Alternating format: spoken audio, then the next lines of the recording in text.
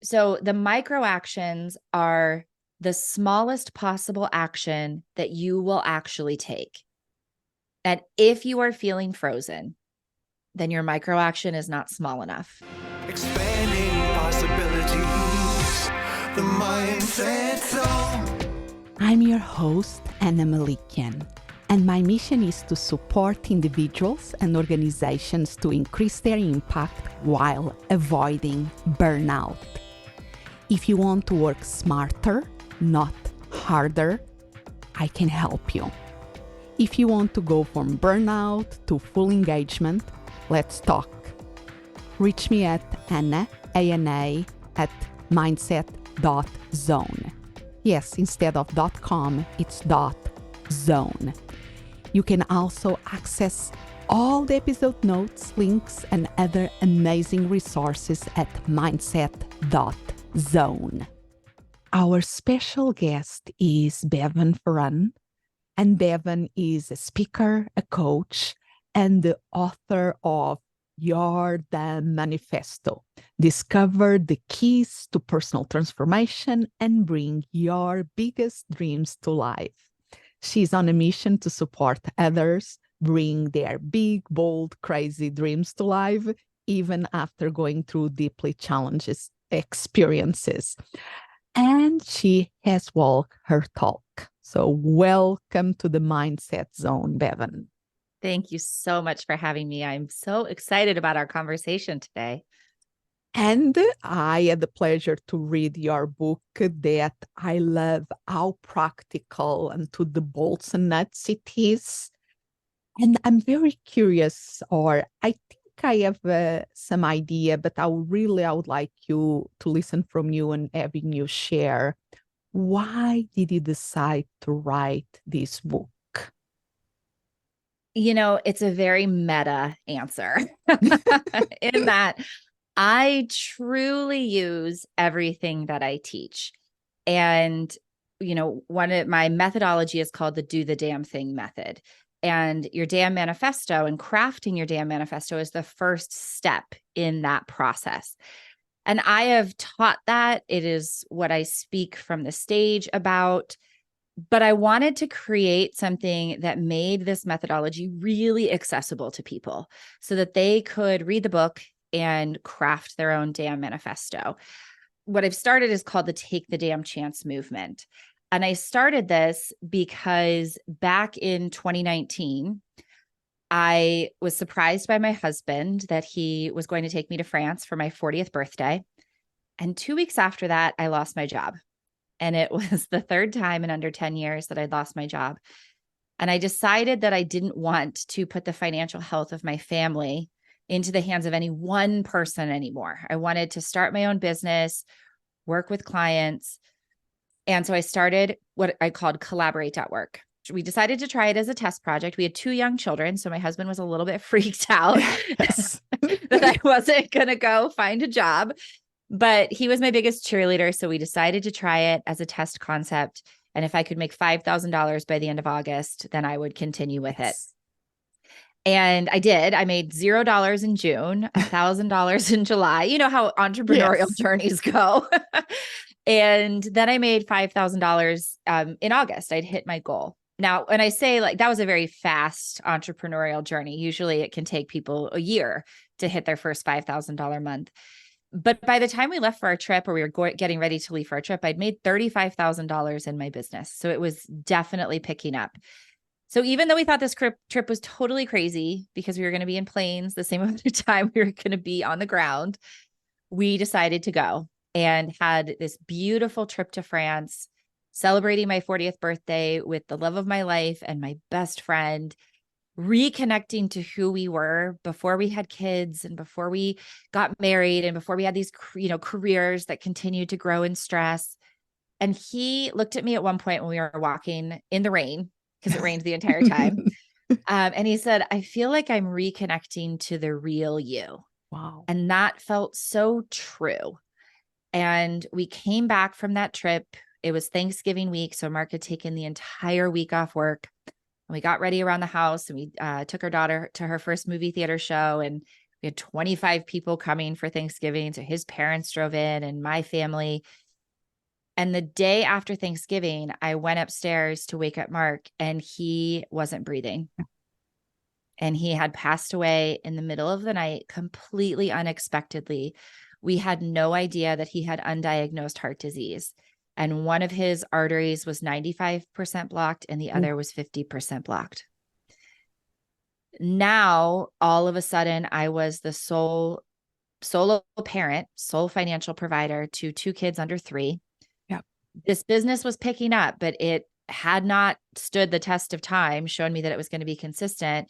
And I'm doing this life, this completely shaken up, feels wrong life without my best friend and the love of my life and my biggest cheerleader by my side.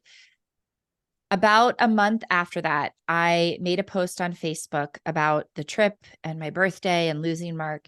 And I ended that post by saying, whenever you're faced with a choice, just take the damn trip.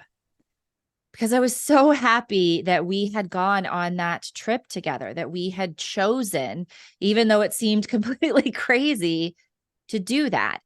And I got so many messages from people about how that resonated with them, how they had a special trip that they had taken with their dad before he passed away, or there was something coming up and they were going to say no because life was crazy, but now they were going to say yes.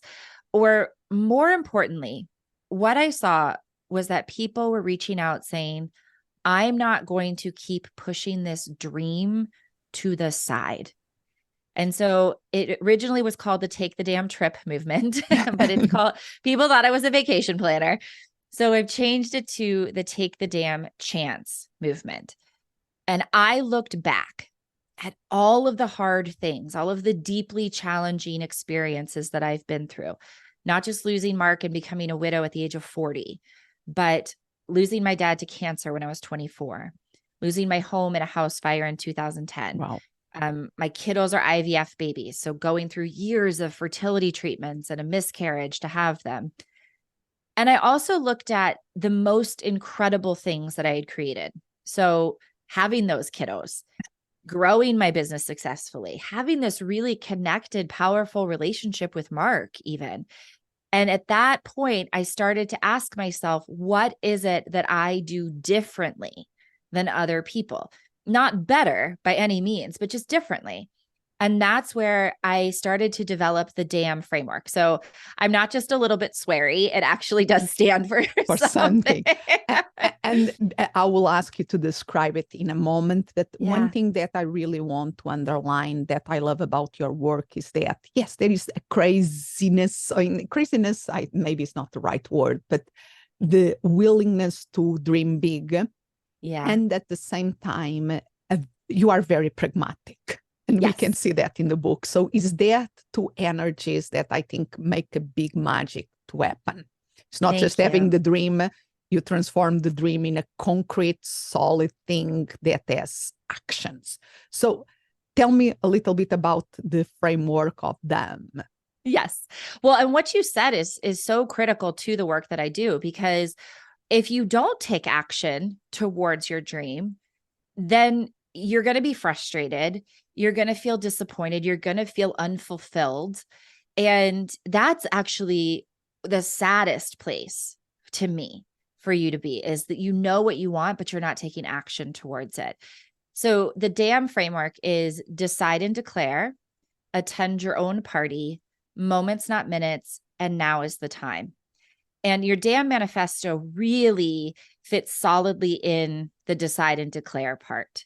And I know we're going to get into that, but I want to touch on the other 3 a little bit. So the attend your own party is really about how it's your mindset. It's exactly what you teach all day, every day.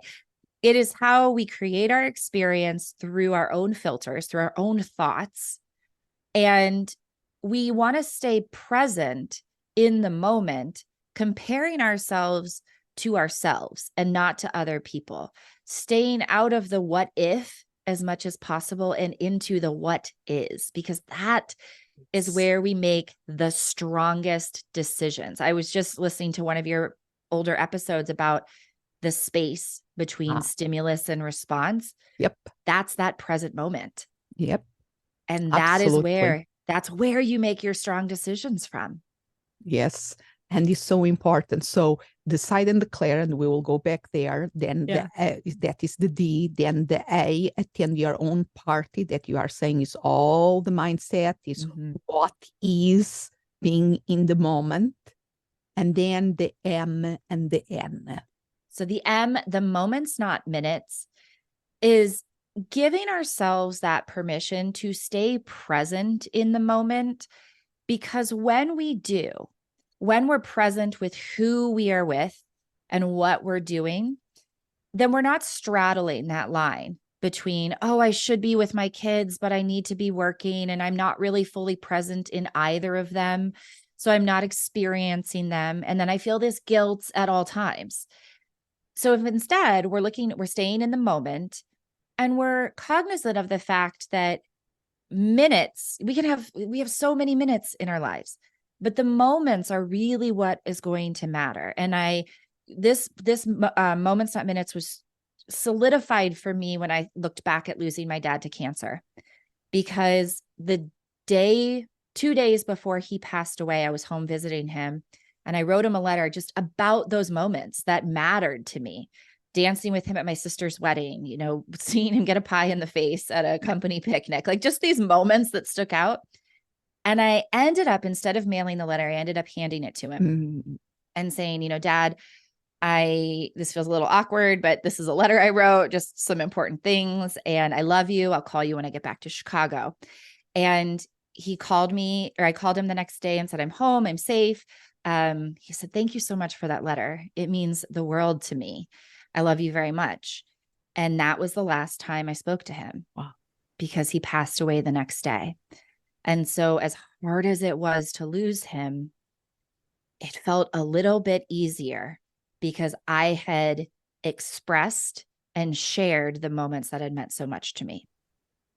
And I want to underline something there, because I think your damn movement goes from the big things in lives, like starting a business, buying a house, going to that trip, but also the small and equally important thing, like write that damn letter. Because sometimes we have the impulse, oh, I should write and say something to somebody, or even an email, and oh, maybe it's not the right time. Oh, maybe, and we don't write it. Right.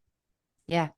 Somebody recently asked me if it was easier to lose somebody unexpectedly or to know, through a long drawn out illness, or just to know that it was coming.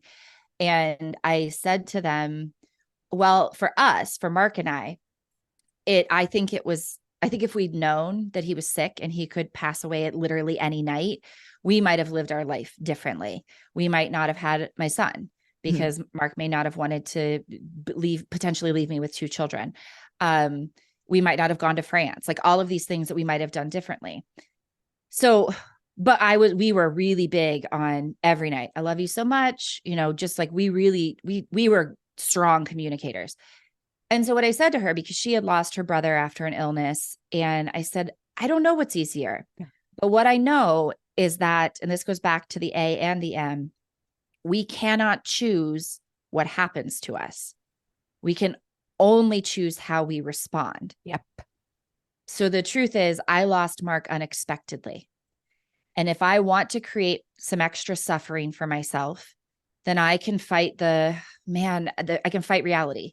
Be like, I want him back. I want another day. I want another hour. But I don't have those things.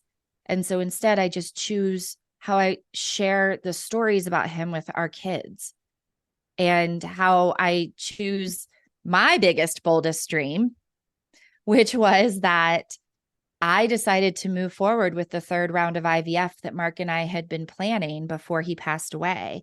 And so I am now the mama of 3 kiddos under the age of 7, because I gave birth to Mark's and my daughter 20 months after he passed away.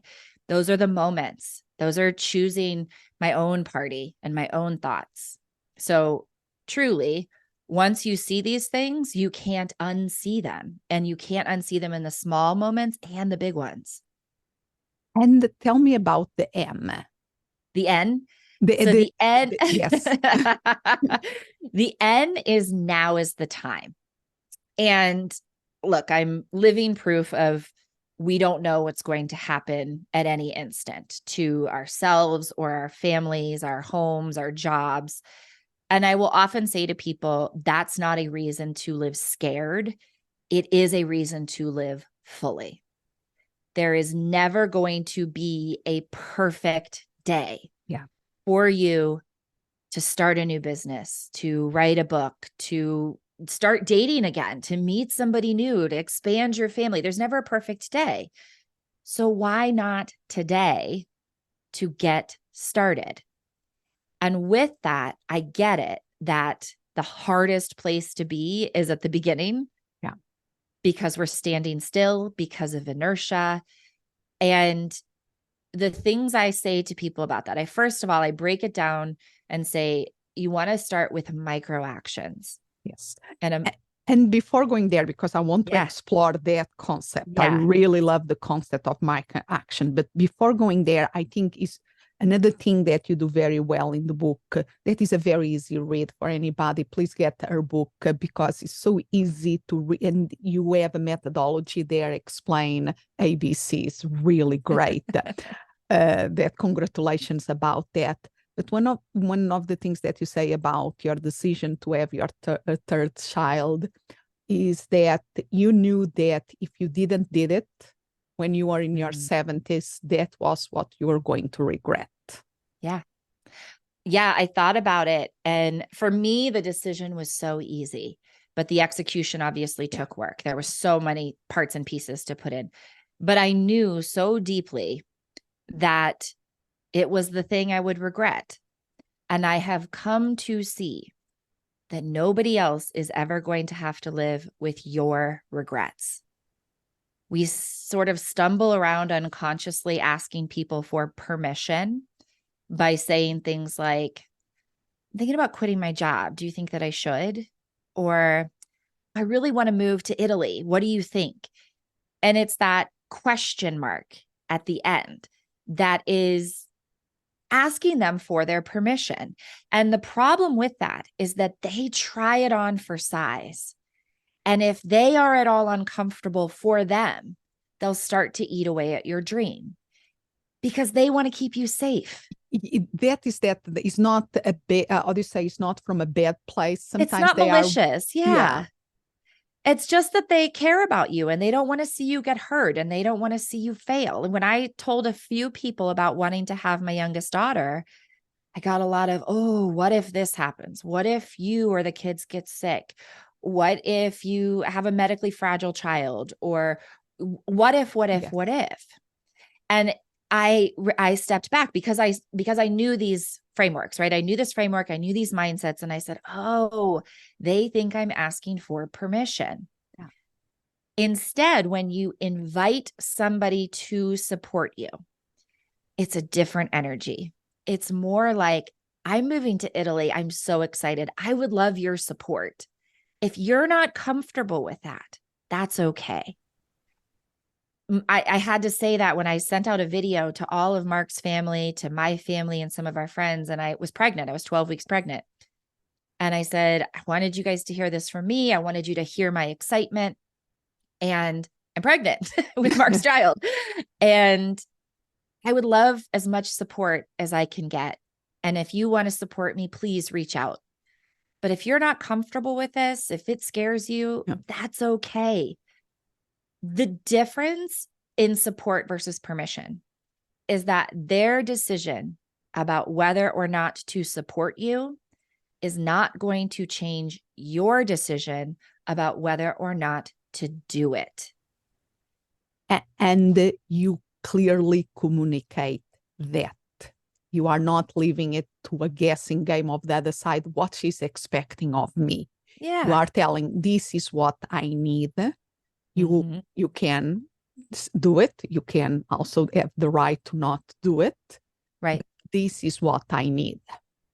Right. And understanding that there is specific support and support from specific people. And sometimes those things aren't how you think they're going to be. So I might when I'm starting a business might say, oh, I'm looking for financial support. And I say to somebody, hey, do you want to invest? And they say no. But you want support from that specific person. So you say, okay, I totally get that. I really would love your support in particular. Can we come up with a different way for you to support me? Maybe you can be an advisor, or maybe you could help me come up with some marketing plans. And so when we can disconnect that permission and disconnect this need for our support to look a certain way, then you can have more people supporting you. And so, yeah, I mean, that is, and like you said, I mean, this is really all coming, it's very all they all tie together, they dance together. But when we know that, hey, I don't have to wait for a specific person's support to get started either, we can understand that at a minimum, just getting started, just knowing that there is no time to waste is going to get us a lot further towards our goal than wishing and hoping. And this is a perfectly way, because I want to bring back to where we were going of the micro actions. And I also want to underline that we are here in the mindset zone, and we are speaking about also the mindset. You're saying the mindset, attending our own party, and even the moment, not minutes, and now is the time, is a lot of mindset. And at the same time in the book, you are very clear when you say that in some circumstances, we have to not starting with mindset is not the best thing. And we have to start with action. And I love that. I'm always say here in the mindset zone, in my talks, when I do this in public speaking, I am one of the things that I used to say is that I love mindset work. I even have the Mindset Zone podcast as proof of it. And I will tell you here that mindsets are not do all and all. We have to do things to make it happen. And that is your message. Sometimes the best way is just starting with that micro action. So tell us more about that. Yeah, I will say actually in all things, movement over mindset.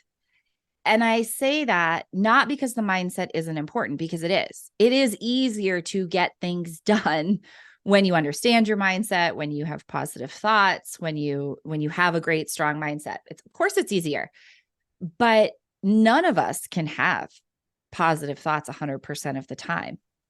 And I see a lot of people kind of blaming mindset or staying stuck trying to fix their mindset before they get into action. They're waiting for inspiration. Yes. I always say, if you are banging your head against the wall, the best thing that you can do is go for a walk or go taking a shower. To have a dance party, do something.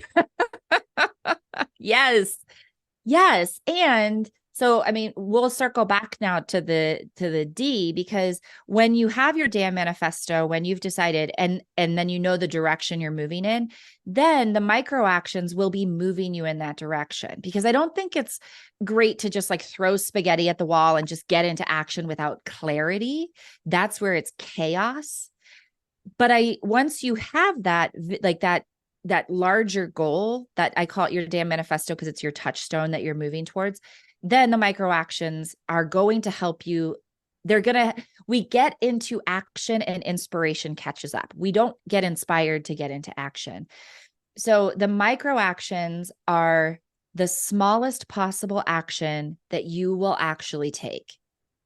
And if you are feeling frozen, then your micro action is not small enough. So just before you and I started recording today, I was telling you how I've had a couple of times where I've been recording my own podcast and the microphone wasn't connected correctly. And so you were saying, that's the beauty of a checklist.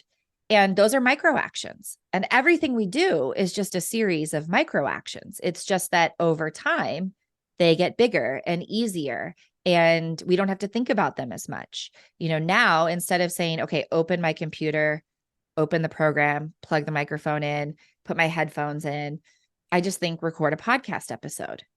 When you go to drive a car, when you're 16 and you're learning, you think, open the door, sit down, check your mirrors, buckle your seatbelt, turn the key, look back. You have all of these steps. These are micro actions because you're not used to it yet. But now I'm like, hop in the car, go pick my son up. Still doing all those things, still buckling my seatbelt, still checking the mirrors. So people sometimes will say, oh, micro action, it's just too small to make a difference. But it's not. It's going to get bigger. And I have to go back to another thing that you said, that is the clarity.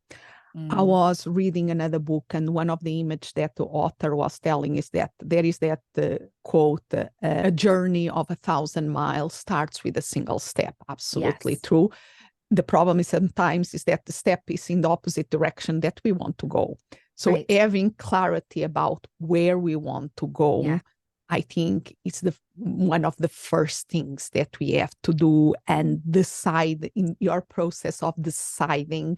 A lot of it is getting that clarity, correct? Yeah. Oh, yes. So the deciding is choosing your yes. And your yes is the thing you are willing to make your top priority for now. Doesn't have to be for the rest of your life. It just is the thing that right now you are willing to say no to other things because you're so excited about bringing this yes to life. And so it really is the what. It's not the how. It's the what do you want your life to be? What do you want? What do you want to create? So for me, when I think about my yes, it's sharing the damn framework with as many people as possible in as many ways as possible. That's not the how. The how is through podcasts, a keynote speaker, through my book, all of these things. But the what is the thing I'm always moving towards. And you pair that with what I call your 6-dimensional why. Because when I hear people say, what's your why? Or Simon Sinek's book, Start With Why, they rarely go deep enough. They're in the right direction, 100%. You should know your why. But you want to look at a fully fleshed out why, because when you don't do that, I always say you can't hang your big dreams on one flimsy little why. It has to be grounded. Well, it has to be grounded, and it needs to. The reason there's 6 dimensions is that when one dimension isn't holding up, it's not holding up its weight, the others can. So the 6 dimensions are financial, emotional, mental, physical, social, and spiritual. So if we're thinking about a business and we want to do it to make money, when you're not making money, when they're in that June and you've made $0, it seems a lot easier to go get a job. Yeah. But if you've also tapped into emotionally, it's going to make me feel so proud. And physically, I can work from home so I can see my kids more. Or for me, spiritually, which is spiritual is mission, not religious. This is my soul's purpose to share this framework. So for me, like my mission, my spiritual, my purpose is that this is my soul's purpose. This is what I was put here to do, was to share the damn framework. So on the months when my business isn't making as much money as I would like, I'm not going to scrap it, because I am going to rest on the fact that this is my soul's purpose. And I'm going to go back to my damn manifesto, and I'm going to take micro actions towards bringing it to life. And that will get me there. That will get me to the result that I want. Love it. Love it. Love it. So and I will wish to have more time to keep this conversation, but where can people keep this conversation or keep this process going, learning more about this work, your speaking, where they can learn more about you? Well, obviously you love podcasts, so you can go listen to my podcast, which is called All the Damn Things. And you can also get my book, Your Damn Manifesto, and you can get that on Amazon or go to yourdamnmanifesto.com, which gives you the book and all the other things that I'm up to in the world. Love it. And I will make sure that I will put all those links in the show notes of this episode. So thank you so much for your time today. Thank you for having me. Expanding possibilities, the mindset zone. Thank you for listening. And remember to follow this podcast. And if you are listening in Apple Podcasts, please leave us a review. That really helps us spread the word about the Mindset Zone. Also visit mindset.zone. Yes, instead of .com is .zone. There you can find amazing resources and more information about my speaking and how I support purpose-driven individuals and organizations increase their impact while preventing burnout. As always, I'm so grateful you are here. Expand what's possible for you, for the ones around you, for the world.